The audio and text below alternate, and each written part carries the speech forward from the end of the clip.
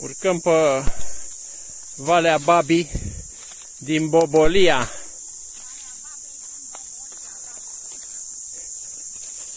De fapt...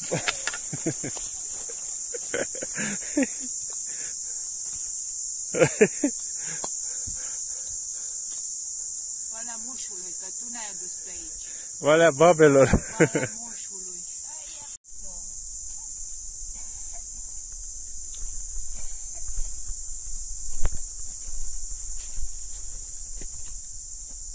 Nu mergeam noi bine numai pe drumuri de-astea frumoase, Andrei?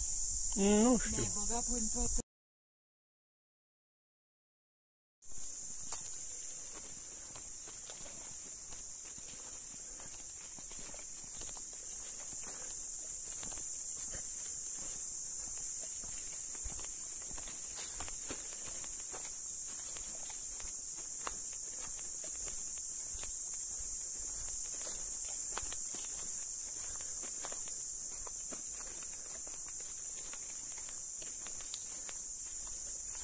Vrea la vinărie, nu la cofetărie.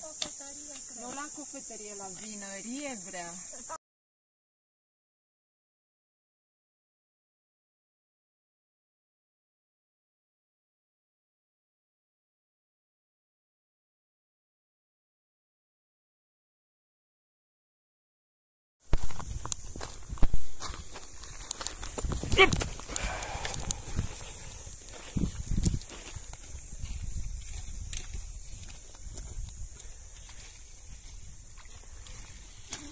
Așa.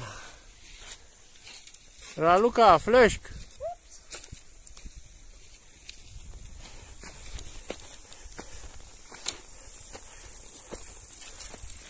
Hai că mai trecem de vreo 3 ori până apă azi. Așa merge drumul. Ba da.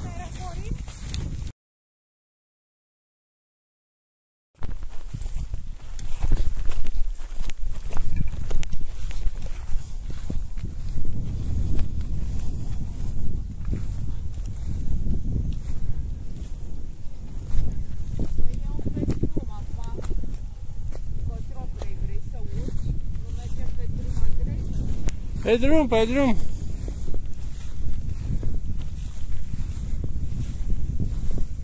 Dar văd stâlpii aia, știi, și am zis că e mai frumos pe la stâlpii aia.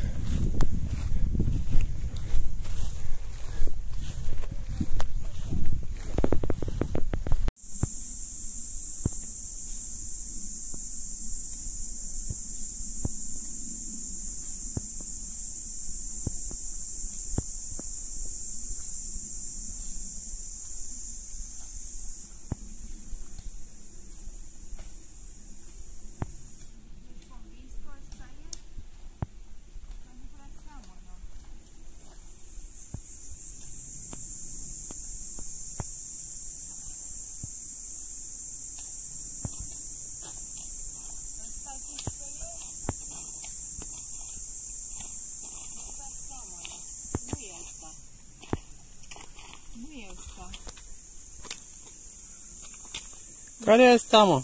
Nu e asta intersecția. Ba da, mă, care intersecție vrei să fie? Nu vedeam pe acolo de obicei. Da, uite, la Luca mai scoate factorul de protecție să te bronzezi. Obosită moartă. Să mă vadă lumea cum arăt. Păi de la cheile Râșnoavei cum vrei să vii? Acolo a fost parfum, că n-am mers atâta prin soare.